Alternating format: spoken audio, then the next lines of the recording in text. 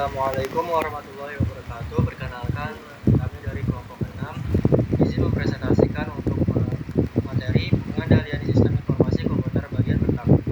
Sebelum itu, kami ingin memperkenalkan diri terlebih.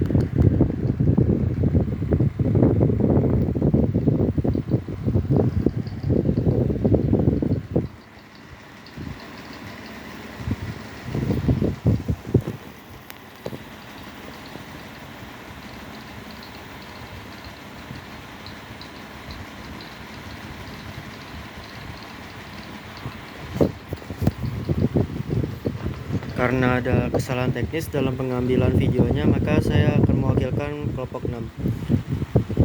Di sini saya adalah Muhammad Ode Raffi, ingin mempresentasikan mengenai materi pengendalian sistem informasi komputer bagian 1.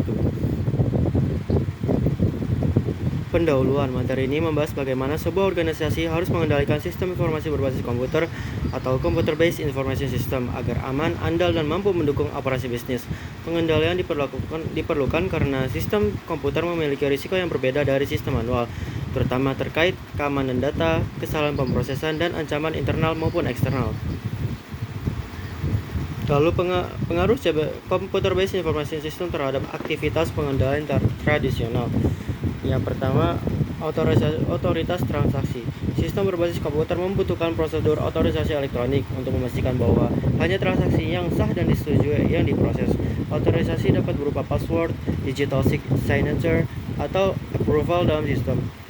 Yang kedua, pemisahan tugas. Untuk mengurangi risiko kecurangan atau fraud, fungsi-fungsi seperti input data, pemrosesan, dan otorisasi tidak boleh dilakukan oleh satu orang. Pada sistem komputer, pemisahan diatur melalui level akses dan role user.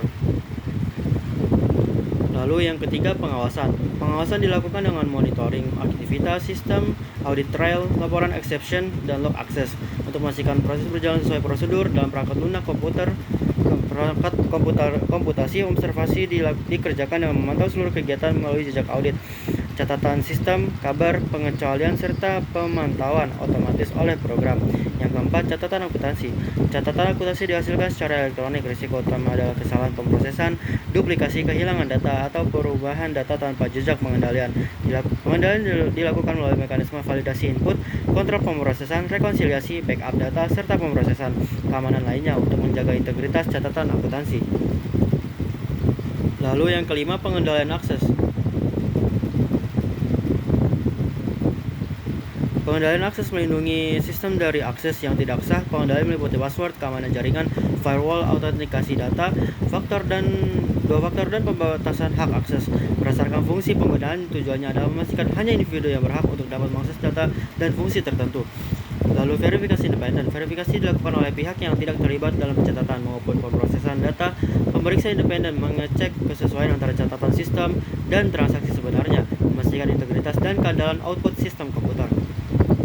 Yang kedua, struktur pengendalian internal untuk computer-based information system. Yang pertama, pengendalian sistem operasi. Sistem operasi adalah fondasi dari seluruh sistem komputer. Bila operation system gagal atau diretas, seluruh sistem bisa lumpuh. Pengendalian operation system mencakup kebijakan keamanan, hak akses, konfigurasi yang aman, monitoring aktivitas, serta update keamanan. Lalu keamanan sistem operasi. Keamanan operasi sistem diperlukan untuk mencegah perubahan ilegal terhadap file sistem, konfigurasi, dan proses serangan data dapat datang dari internal maupun eksternal, termasuk eksploitasi sistem, malware, atau abuse of privilege. Lalu ancaman terhadap integritas sistem operasi. Penggunaan yang tidak sah masuk ke sistem. Yang kedua, pengubahan file konfigurasi sistem. Yang ketiga, instalasi program berbahaya. Yang keempat, kesalahan human error. Yang kelima, serangan dari jaringan seperti malware dan hacker. Lalu teknik pengendalian sistem operasi. Yang pertama, pengguna password yang kuat. Yang kedua, kontrol hak akses seperti read, write, dan execute. Yang ketiga, penggunaan antivirus dan firewall. Yang keempat, patch keamanan secara berkala. Yang kelima, audit log untuk mencatat aktivitas pengguna. Yang ketiga, pengendalian manajemen. Yang pertama, pengendalian akses. Data adalah aset penting. Pengendalian akses ada pada saat meliputi pembatasan hak akses berdasarkan kebutuhan kerja, autentikasi pengguna, enkripsi database, dan penggunaan firewall database. Tujuannya mencegah akses ilegal serta menjaga integritas dan kerahasiaan data. Lalu yang B, pengendalian pendukung. Pengendalian pendukung mencakup mekanisme untuk menjaga ketersediaan dan keandalan data melalui yang pertama backup harian, mingguan, dan bulanan. Yang kedua recovery system. Yang ketiga pengendalian RAID, pengawasan aktivitas database. Yang terakhir pemeliharaan rutin seperti render dan tuning. Selanjutnya yang keempat adalah pengendalian struktur organisasi, pemisahan tugas dan perusahaan tersentralisasi. Dalam sistem informasi berbasis komputer, pengembangan sistem harus dipisahkan dari operasi komputer untuk mencegah akses yang tidak sah dan tindakan kecurangan. Yaitu berikut ini alurnya: program dikompilasi, lalu dibuat modul objek, lalu diproses link atau edit, lalu disimpan sebagai program produksi. Operator komputer hanya menjalankan program produksi dan tidak boleh mengubah program. Lalu B, implikasi pengendalian pada model distributif Computer Based Information System. Modul distributif memindahkan kendali layanan komputer ke pengguna akhir. Meskipun memberi fleksibilitas, model ini menimbulkan berbagai risiko pengendalian, seperti inkompatibilitas. Pengguna membeli hardware atau software sendiri sehingga terjadi perbedaan sistem OS, aplikasi, format data. Hal ini menghambat komunikasi dan integrasi antar unit. Lalu redundansi, pengguna mengembangkan sistem atau data secara mandiri. Akibatnya, yang pertama, sistem yang sama dibuat berulang kali. Yang kedua, data yang sama disimpan di banyak tempat, boros dan tidak terkonsisten. Lalu yang ketiga, menciptakan fungsi layanan komputer perusahaan. Yang pertama, pengguna dan tim sistem menguji modul dan memastikan sistem sesuai kebutuhan dan bebas kesalahan. Yang kedua, pengujian penting untuk menemukan error sebelum sistem digunakan secara penuh. Yang ketiga, hasil pengujian harus dicatat sebagai bukti keandalan sistem. Yang keempat, pengguna memberikan persetujuan akhir acceptance sebelum sistem diimplementasikan. Yang terakhir, diagram menunjukkan pengujian dengan file transaksi uji dan file master hasil proses dibandingkan dengan hasil yang telah ditentukan, expected result. Lalu yang kelima, pengendalian pengembangan dan pemeliharaan sistem. Yang pertama, mengendalikan aktivitas pemeliharaan sistem baru. Pemeliharaan sistem dalam SDLC. Setelah sistem diimplementasikan, sistem masuk ke tahap pemeliharaan, yaitu tahap terpanjang dalam SDLC. Bisa berlangsung beberapa tahun. Sistem tidak statis, tetapi terus mengalami perubahan signifikan yang seringkali membutuhkan biaya besar. Lalu tujuan pengendalian pemeliharaan. Yang pertama, menjaga integritas sistem, mencegah kesalahan dan manipulasi fraud, dan yang terakhir, memastikan perubahan dilakukan secara aman dan terstruktur. Lalu yang kedua, otorisasi pemeliharaan, pengujian, dan dokumentasi. Mengapa perlu pengendalian ketat? Tanpa pengendalian pada tahap pemeliharaan, akses setelah diimplementasi dapat merusak logika program, menyebabkan error, dan menjadi celah tindakan penipuan. 3. Pengendalian utama pemeliharaan seperti otorisasi formal harus disetujui secara resmi. Yang kedua, spesifikasi teknis. Perubahan harus memiliki penjelasan teknis yang jelas. Yang ketiga, pengujian. Perubahan diuji sebelum digunakan untuk mencegah error. Lalu yang ketiga, pengendalian perpustakaan program sumber. Apa itu SPL? SPL atau yang kepanjangannya yaitu Source Program Library adalah tempat penyimpanan kode sumber program aplikasi. Biasanya disimpan dalam media seperti pita magnetis di sistem komputer besar. Tujuan pengendalian SPL: yang pertama, mencegah akses tidak sah ke kode sumber. Yang kedua, menjaga integritas aplikasi agar tidak dimodifikasi orang yang tidak berwenang. Yang ketiga, mendeteksi perubahan tidak sah pada kode program. Selanjutnya, yang keenam adalah keamanan dan pengendalian pusat komputer. Keamanan dan pengendalian pusat komputer. Pusat komputer rentan terhadap ancaman fisik seperti kebakaran, banjir, angin kencang, gempa bumi, sabotase, dan pemadaman listrik. Dampak kerusakan sangat besar, mulai dari hilangnya investasi, fasilitas IT, hingga terganggunya kemampuan perusahaan dalam menjalankan operasi bisnis. Pengendalian pusat komputer diperlukan untuk menciptakan lingkungan yang aman melalui pencegahan dan deteksi ancaman.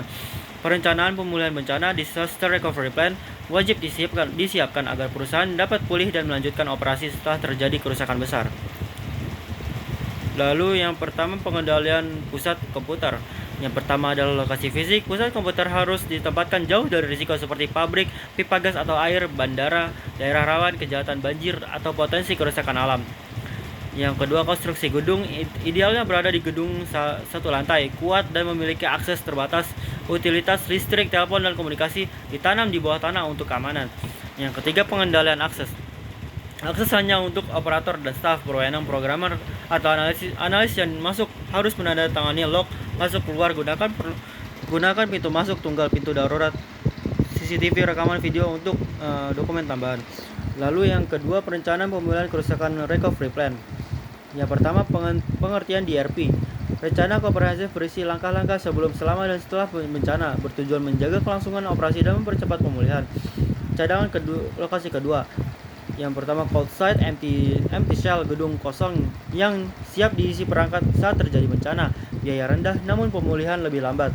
Yang kedua, hot site, ROC, pusat data lengkap yang dapat langsung digunakan, pemulihan cepat namun biaya lebih tinggi dan penuh risiko. Yang ketiga, identifikasi aplikasi penting, menentukan aplikasi yang paling kritis untuk keberlangsungan bisnis jangka pendek. Contoh aplikasi penting: penjualan, pelayanan pelanggan, penagihan hutang, produksi, pembelian, komunikasi antara pelanggan. Lalu masuk ke dalam soal dan jawaban. Yang pertama, apa yang dimaksud dengan pengendalian sistem informasi berbasis komputer?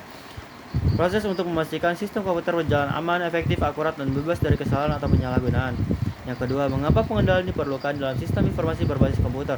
Yaitu untuk mencegah kesalahan, kerusakan, kehilangan data, dan tindakan yang dapat merugikan perusahaan. Lalu yang ketiga, apa tujuan utama dari pengendalian umum, general control? Untuk menjamin lingkungan teknologi informasi secara keseluruhan aman, stabil, dan dapat mendukung pengendalian aplikasi. Lalu yang keempat, apa yang dimaksud dengan pengendalian aplikasi, application control? Yaitu untuk yang berfokus pada akurasi, kelengkapan, dan validitas data dalam pemrosesan transaksi. Lalu yang kelima, sebutkan 3 contoh pengendalian umum, yaitu gangguan fisik, pengendalian akses, dan prosedur backup recovery. Lalu yang keenam, apa yang dimaksud dengan pengendalian akses? Yaitu untuk membatasi orang-orang yang dapat mengakses data, program, dan fasilitas komputer. Yang ketujuh, mengapa backup data penting dalam sistem komputer? Untuk memastikan data dapat dipulihkan jika terjadi kerusakan atau kehilangan. Lalu yang kedelapan, apa perbedaan antara pengendalian preventif dan detektif? Preventif mencegah terjadi kesalahan, sementara detektif menemukan kesalahan setelah terjadi. Lalu yang kesembilan, apa peran audit sistem informasi dalam pengendalian? Menilai apakah sistem sudah bekerja sesuai prosedur, aman, dan memenuhi standar prosedur perusahaan. Lalu yang terakhir, mengapa dokumentasi sistem perlu dikendalikan dengan baik? Yaitu agar perubahan sistem tercatat, memudahkan perbaikan, dan mencegah penyalahgunaan informasi. Kesimpulan, bab ini menegaskan bahwa pengendalian dalam sistem informasi berbasis komputer sangat penting untuk menjaga keandalan data, mencegah kecurangan, dan melindungi aset perusahaan. Kontrol tradisional tetap relevan, tetapi harus disesuaikan dengan risiko teknologi modern. Penerapan otorisasi, pemisahan tugas, keamanan fisik, backup audit trail, serta rencana pemulihan bencana merupakan strategi utama.